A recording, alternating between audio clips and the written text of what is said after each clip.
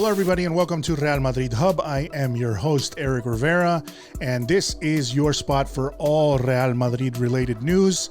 You can always check me out on my podcast, which is Y Nada Más, a Real Madrid podcast, and you can find that wherever you download your favorite podcasting content, whether that be Apple, Google, Spotify, etc. So let's get right to it.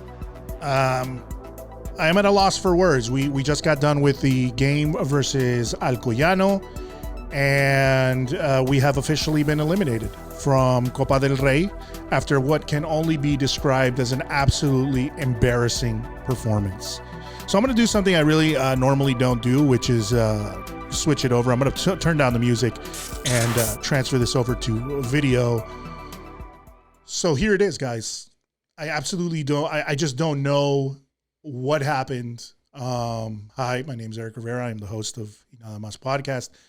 I am also the host of here at Real Madrid Hub, which is something I'm starting on my channel alongside my good friend Jota Real Madrid, who also runs DoctorJota. You guys might know if you follow the news in Spanish, you guys probably know his channel on YouTube. He does a lot of up-to-date Real Madrid information.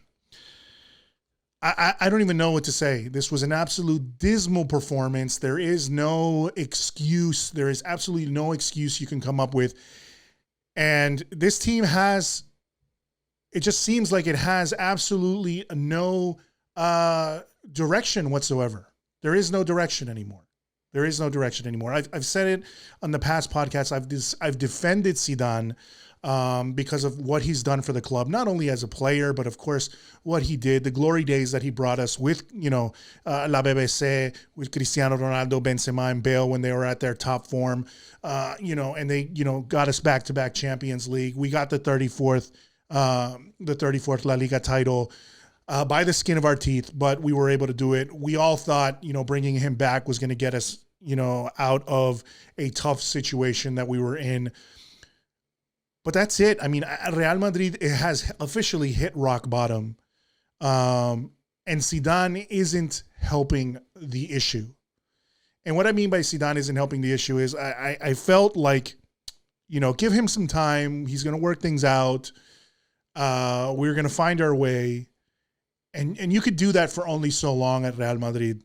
And, a lot of people were hating on him from the beginning. But I think people have always hated on coaches from Real Madrid. It's never been where I don't think any Madridista has ever absolutely positively loved a coach and he's been beyond reproach pretty much. I think it's always been that we are, un club exigente. We are a very, very, we want so much. We require so much from our players, and we require so much from our coaches.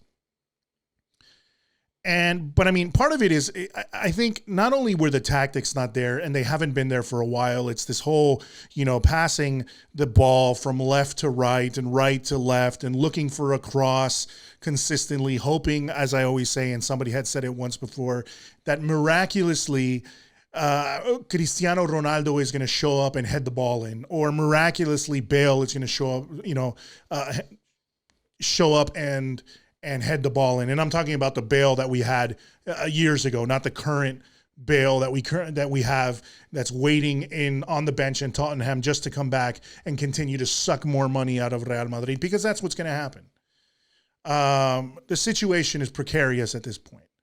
And Zidane hasn't helped the situation I think honestly, Martin Odegaard right now must be looking at his TV and must be talking to his agent and being like, and pretty much feeling like, thank God that I am no longer going to be a part of Real Madrid. Who knows if this is going to turn that situation around and, we're going to keep Martin Odegaard, because who knows if Zidane is even going to survive this, because this is an incredibly embarrassing defeat. So it's understandable that you're going to start off a game by rotating players, and people give Zidane shit for not, for not having players, for not rotating players and bringing on the youth. So he's kind of damned if he does and then damned if he doesn't. But he's brought on these players. So he finally decides to bring in Rodrigo Sola, who has had absolutely no minutes and who really, I don't feel after watching him today is of any caliber for Real Madrid. I wasn't always convinced when I saw him beforehand, but I'm even less convinced now. Vinicius Jr. is just, was something that we saw a lot of potential in, but I don't, from what I'm seeing now, and I'm talking out of pure emotion right now because the game just ended, but I honestly feel like Vinicius has no future here at Madrid. Has no future here at Madrid. He needs to go to another team. He needs to get more minutes. If you want to loan him out, that's fine. But the dead weight is what we need to get rid of. And the dead weight is Isco does no longer belongs on the pitch. We got rid of Martin Odegaard, who we could have played in this game, and we put in Isco. I mean, that's a huge question to everybody Isco has been on a downslope for the longest time where nobody felt like there was anything salvageable from him. And still Zidane decided to play him today. And the idea of offloading Martin Odegaard or loaning out Martin Odegaard seemed like a better idea to him than essentially, than not playing Isco.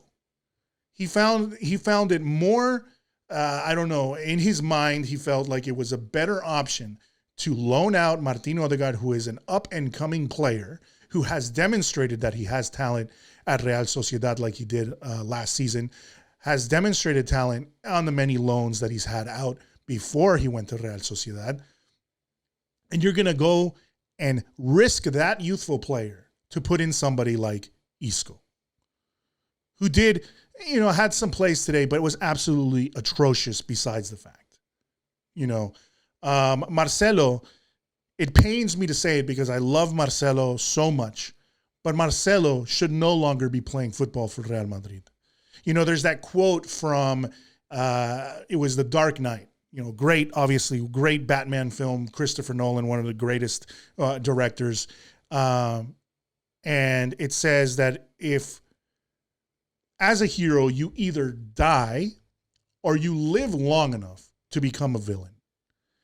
And in this case, as some of you may or may not know, that my background before I started doing this podcast, I had a podcast about fighting. I had a podcast about kickboxing because in my youth, that's what I used to do. I used to fight. I used to kickbox. But the one thing you always would see is that you could watch fighters that don't know when to call it quits. So the allure of the ring continues to call them, continues to be something that they are, I don't know, that calls on them and they feel like they need to continue to prove themselves when they've probably proven, well beyond enough times already, proven if they've won a title or if they've won multiple titles, but yet they can't let go of the feeling, the adrenaline rush that they get in the ring. So they continue fighting and they continue fighting and they continue fighting until what ends up happening is that sometimes you end up in a situation where now people just start to feel sorry for you. They just start to feel sorry for you because they just don't want you to get beat. They don't want you to get beaten to a pulp because it's sad. It's sad to see you go down that route after being such a champion. But what happens is then you open yourself up to basically go from being a legend to being somewhat of somebody that people feel sorry for. And in football, the same thing is happening, I think, at this point with Marcelo. And I don't know if it's because he's decided that or Zidane has decided that. And I feel like part of it is Zidane, who has decided to keep his old guard way beyond the time that they needed to be there.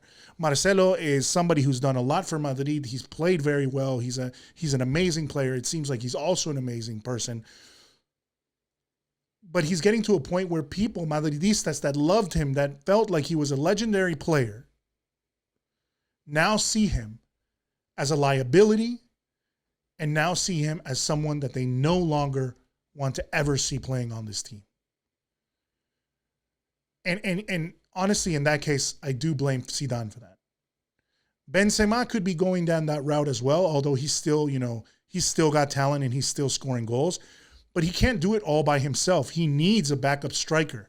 He needs another quality striker that can come in, or we need to start ushering in people that can eventually be the ones that take Benzema's place. But currently it's not Mariano. Maybe it wasn't Jovic, although Jovic, there is arguments that, he was given time to play. He was given more than enough time to play and he didn't score.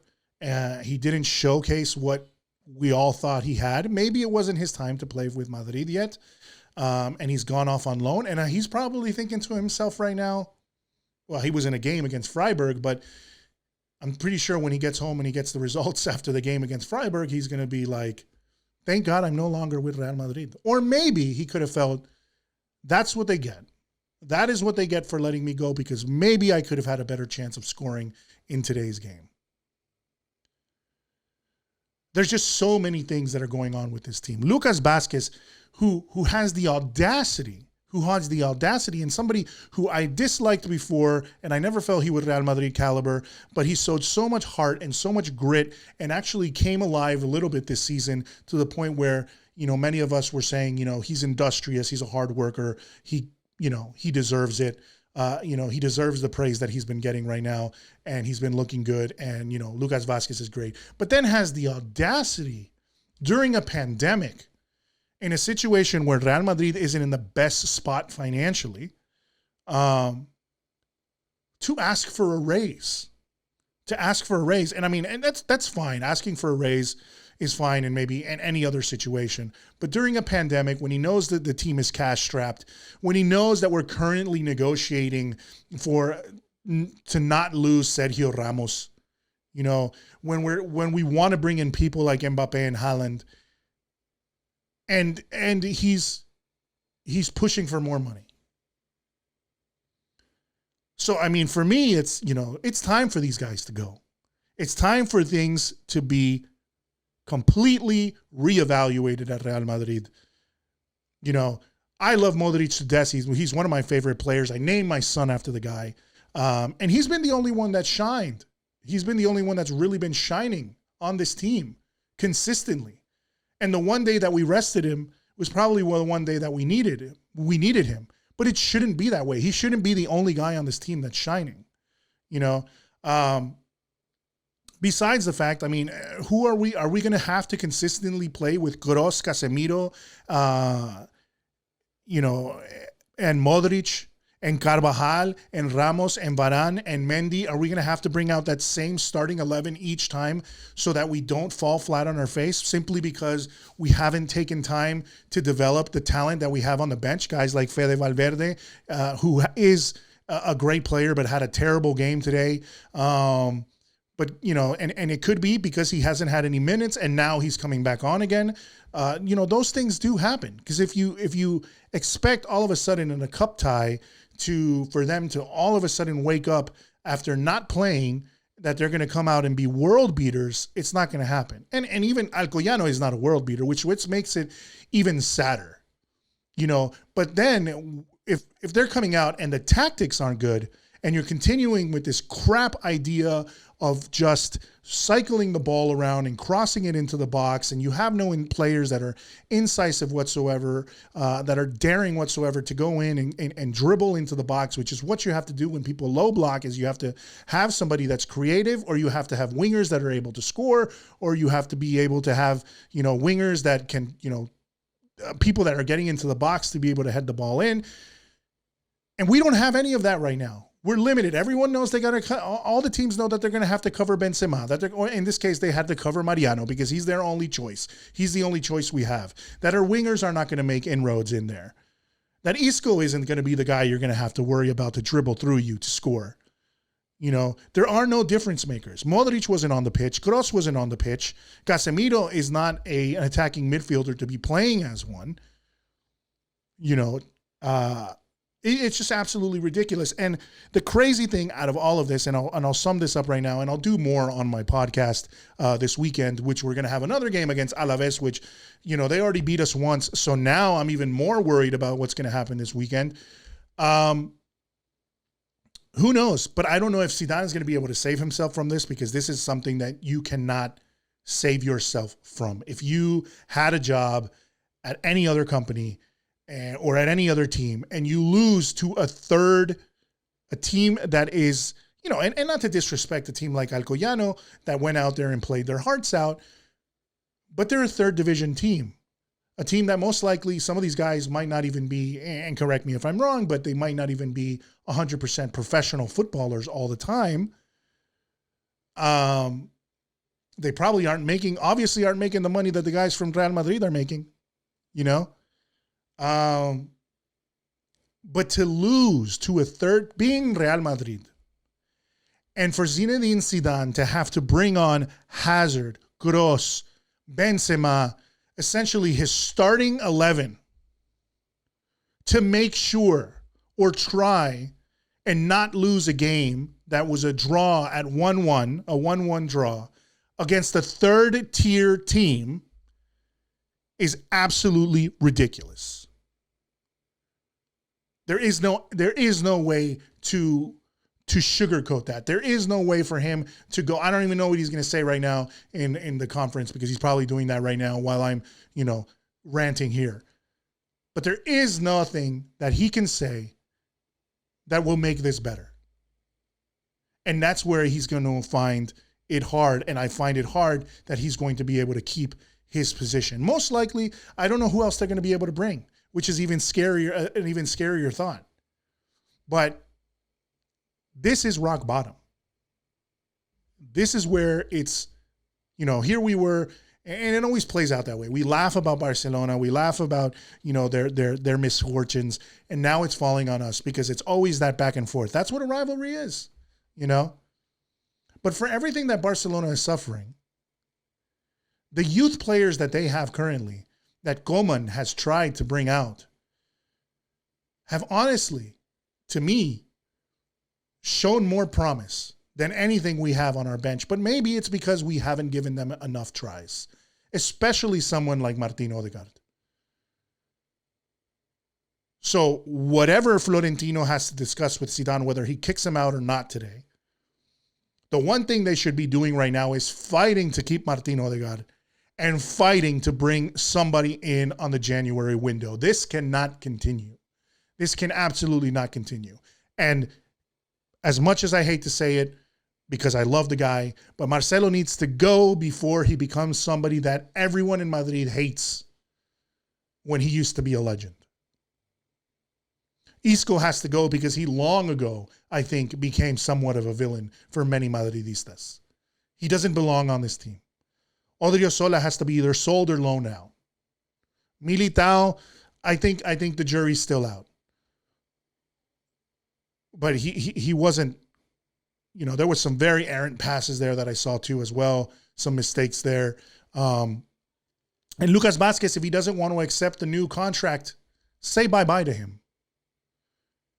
It is time for that revolution that we have been talking about, that supposedly Zidane was going to bring in, to finally happen.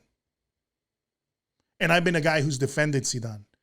So he's got two options. Either he's gonna resign, or he's going to have to go to bed tonight and just basically switch his mindset to a completely new thing and know that his ass is on the line. So therefore,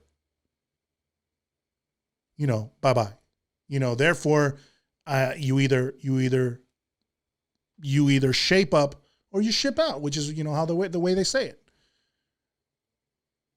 You either change the way you're playing. You either tell your old guard of Modric, Kroos, and Benzema and Sergio Ramos, who it's seemingly complained about too many rotations, to tell them, listen, we have to rotate because we have to find and we have to get our form back.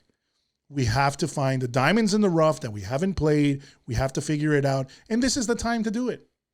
We're out of Copa del Rey. We lost La Supercopa, Champions League. If we face Atalanta the way we played today, the way Atalanta's been scoring on people, we're going to take home 7-0.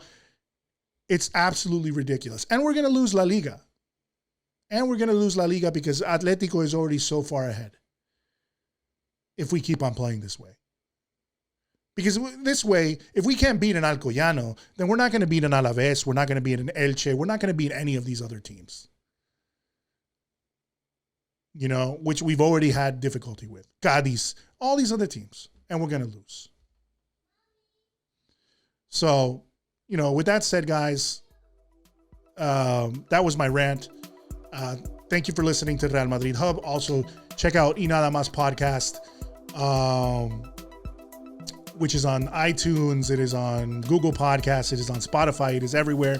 And check out my good friend Jota Real Madrid, his YouTube channel, and also DoctorJota, his YouTube channel. And also check us out. Continue to check us out. Subscribe up there at Real Madrid Hub. Okay? So thank you very much. And hopefully better days are ahead.